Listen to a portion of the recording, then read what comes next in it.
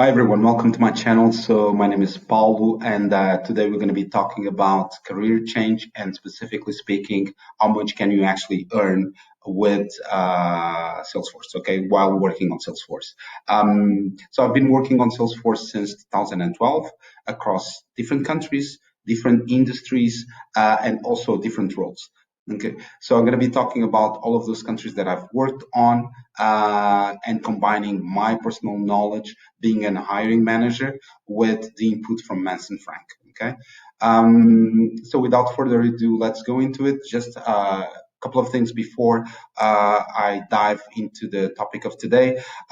Feel free to subscribe and join me on this journey, and also give it a thumbs up if you like this kind of topics. You're helping me, the channel, and yourself. Okay, let's go into this. So today I'm going to be covering then what is it that you do as a Salesforce professional, and then going a bit more into detail, country by country, how much can you actually earn.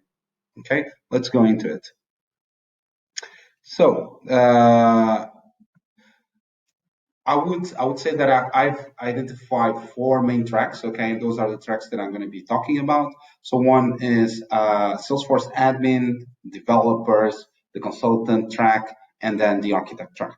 Okay, so looking at the Salesforce admin, what is this about? What is it that you should expect while working as an admin or even hiring an admin? So an admin is someone that focuses on automating processes, customizing your Salesforce org to better support the company. Okay.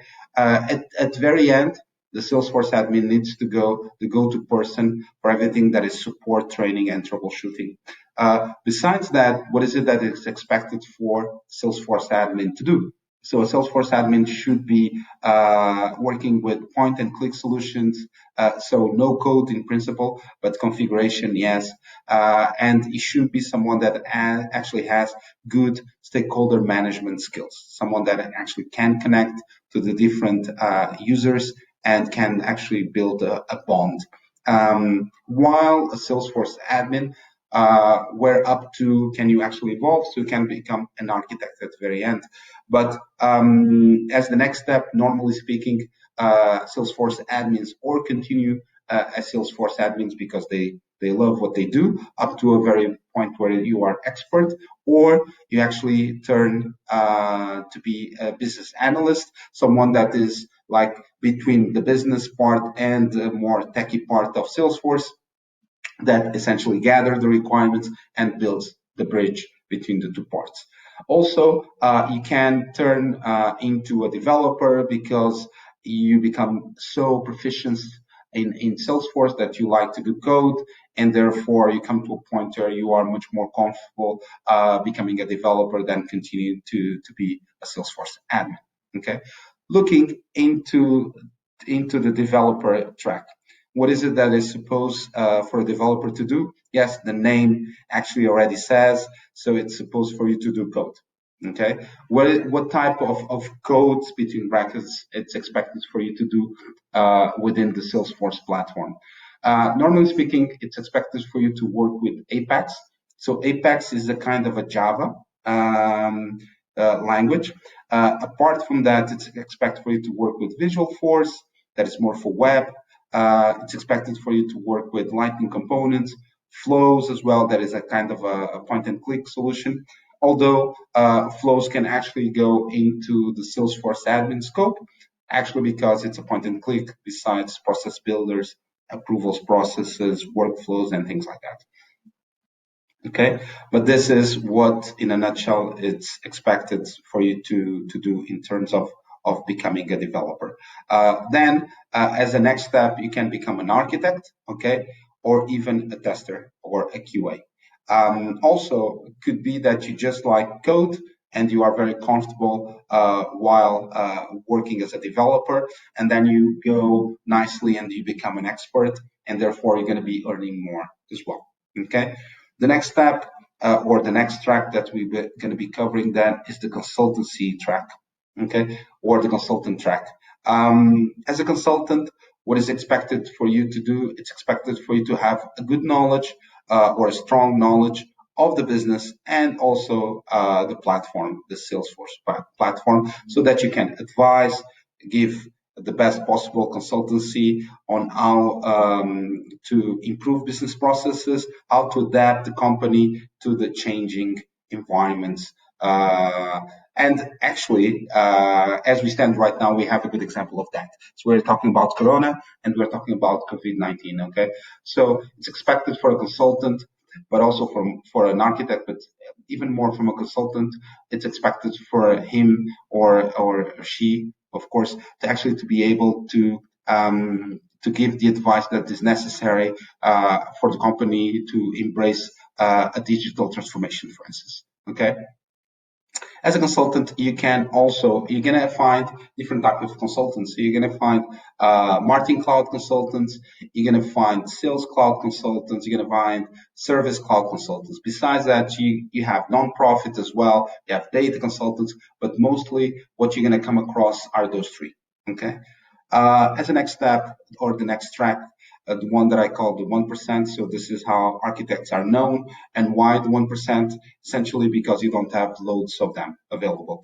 Even to give you a bit more of concrete information around this, um, the official number of technical architects that actually got the certification is around 1,600 globally. So with that in mind, you can already see that you don't have loads of architects, of technical architects working with certification. Okay. So you are responsible to oversee the total construction of the platform and then essentially build the pieces together and build the puzzle. Okay, from a technology and solution perspective. Okay, let's move forward and let's talk money. Okay, talking money. So first country that I'm going to cover, the UK. So I've worked on the UK, and the information that I'm giving away, let's say, on the board is based on my personal experience. Okay, but also in combination, as mentioned, with Mats and Frank. Um, Looking then towards the four tracks, Salesforce admin. I'm not going to be covering everything into detail, but I'm going to give and I'm going to underline, let's say, the most important aspects. As a Salesforce admin, it's expected for you to start roughly around 30K, although could be that you're going to find jobs that are roughly around 27K. Okay. So if you grow as a Salesforce admin, it's expected for you to reach almost the 60K mark. Okay. And here we are talking about pounds. Okay. That's the expectation as a Salesforce admin in the UK. As a developer, developers, consultants, and architects are actually roles that are very much in demand. Okay. As a developer, it's expected for you as a junior developer for you to start actually roughly around 52K.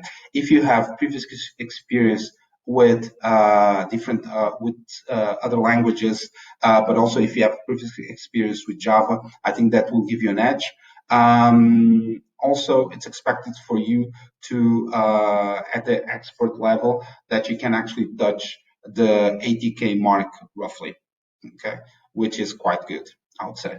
From a consultant perspective, it's expected for you to start roughly around the 47K mark.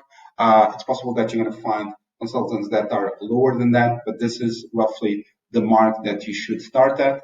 And then if you are really, really good at this position, if you have really good knowledge of marketing, or you have very good knowledge of sales or service, and then you combine that with the knowledge of the company and then the knowledge of the platform. So it's expected for you to reach actually the 75K mark, of course, having the certifications as well to back it up. Okay. Then let's go into the architect position. So 72K starting point, 154K maximum, let's say, expectation. As mentioned before, you don't have loads of technical architects, for instance, that have the certification, or solution architects, but you're going to find loads of people that actually work as an architect, although they do not have that final, let's say, certification. Why is that? because yeah, we are in the need of, and also is essentially due to the fact that this specific certification is very, very difficult to get. Reason why we also have such a low number of certified technical architects within the platform. Okay, looking then to the amount per day. So roughly speaking, that those are the numbers that you should expect to earn per day, minimum and maximum, looking at the pound currency. Okay, let's go then into the next one, Spain. So Spain is actually where I'm living today. Okay, so I have good knowledge of the country, and I also have a good knowledge of the different tracks, working also as a hiring manager across different companies, as I said.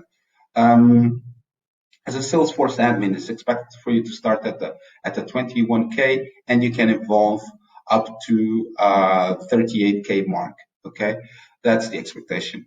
Then, if you move into a developer track, it's expected for you to start roughly around 32K, and you can go up to 50K. It's actually you can find developers that are going to be earning beyond that, but that's normally the expectation.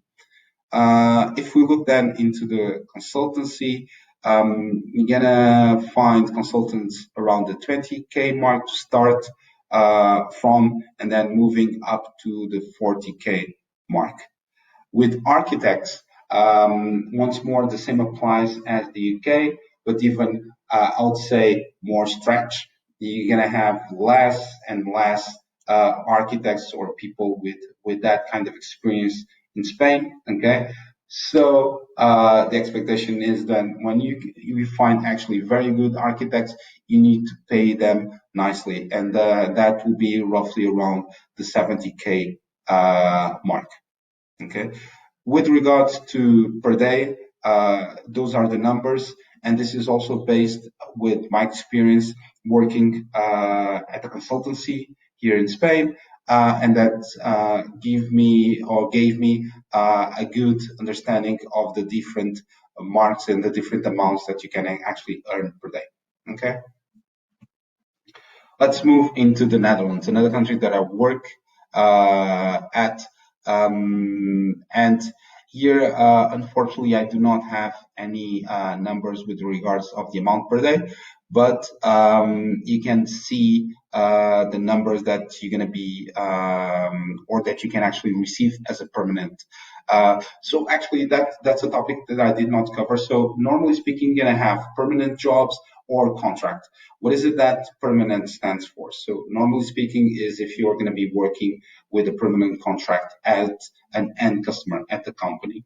Then at the contract, you have normally two options, okay? Or you are working as a consultant, or even you are working as a freelancer, okay? Within this, within the Netherlands, I came across different numbers, okay? But normally speaking, as an admin, you should start at 28K and you can go up to 50K easily, okay? As a developer, you can reach roughly the 70K mark, okay? If you have all the experience, all the certifications around the developer track, I would say that yes, you can reach that given mark.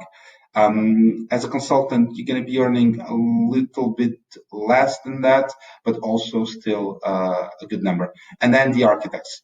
Okay, the architects in the Netherlands, it's a kind of a mix because the Netherlands as a market, let's say, they are also very powerful. You're going to find loads of jobs, loads of requirements, let's say, for Salesforce people. But the difference is that in the UK, you're going to have more companies and even more people working that have a higher level of knowledge, I would say, in comparison. Okay. Does that mean that in the Netherlands, you're not going to find people with a lot of knowledge? No, you're going to find people with a lot of knowledge. The difference is that those you have to really pay really well. Okay. That will be my consideration with regards to the Netherlands. Then Belgium. Belgium is another country that I work.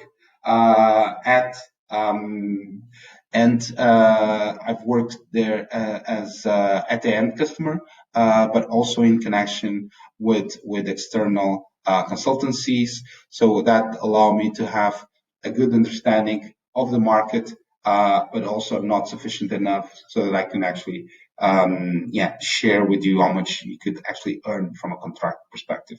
But looking into the numbers, you're going to see that there is not a load of differences, let's say, between Belgium and the Netherlands. But I would say that roughly you're going to be earning more in the Netherlands than in Belgium. Okay, although the difference is not that big, but yeah, it's possible that you're going to be earning a bit more in the Netherlands because you're going to have more companies and therefore you're going to have more of a bargaining power.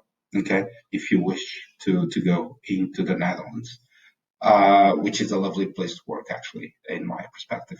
So as an admin, it's expected for you to go roughly around 28K up to 45K. As a developer, the consultancy market is very strong in Belgium as well as it is in the Netherlands and in the UK. So it's expected for most developers actually work at the consultancy. Okay, external consultancies, that is. Okay, pardon me. Um, Apart from that, then you have the architects that uh, it's more or less the same kind of situation as in the Netherlands, very high in demand, not a lot of architects available. Okay, so you're going to find people that have loads of experience working as an architect, although they are not certified, Salesforce certified as a solution architect or even as a technical architect. Okay. So then, my home country, Portugal.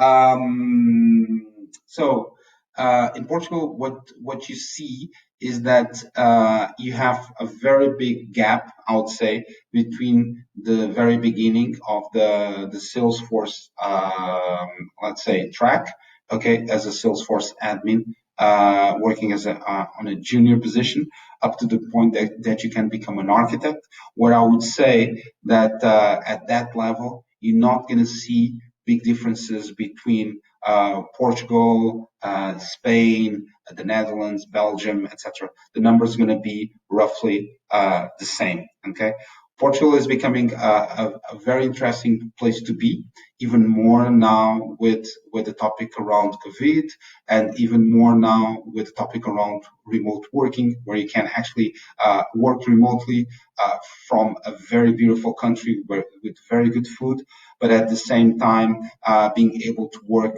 at top tier companies, but just remotely. Okay, so those are the numbers for Portugal. Okay, and if you have any specific questions with regards to this, just drop me a line. Happy to address. Okay, and then lastly, the US. You're going to see the numbers on the US. They are completely different from the rest of the countries that I mentioned before, and roughly because first we are looking at euros, so euros have a higher, so it's a stronger currency as well, but also meaning everything around the power of the market. On this case, on the US, you're gonna have much more companies looking for Salesforce skill sets. Therefore, also the brackets, the salary brackets are higher, as you can tell. Okay, so some comments around US. So if you are a Salesforce admin, you can start around 100K. If you become an expert, then I would say roughly around 126K. Okay, and this is yearly amounts. And then if you are a developer, once more, most likely going to be working at an external consultancy, going into the company to support the companies, although you're going to find also developers working internally as well. So you're going to have a very good salary if you are working as a developer in the US, and mostly because there is a constant need of developers globally, but in the US, I would say that is even higher, the demand. Okay. Also as a consultant and even more as an architect, that you're going to have that demand. Normally speaking, just one point there. So amount per day, those are the numbers. Normally speaking, in the US, you have to look more at at an hourly rate. Okay.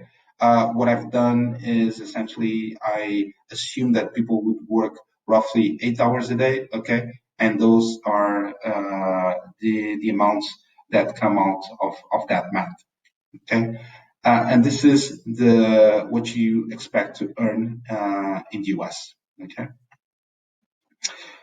So that's it, guys. Hopefully the session was interesting. Okay, if you have any questions, any topics whatsoever with regards to this, just drop me a line. I'm happy to address. Okay, give it a thumbs up. It's important for me. It's important for you because you like this kind of topics. Also, subscribe. Normally speaking, I deliver one video a week.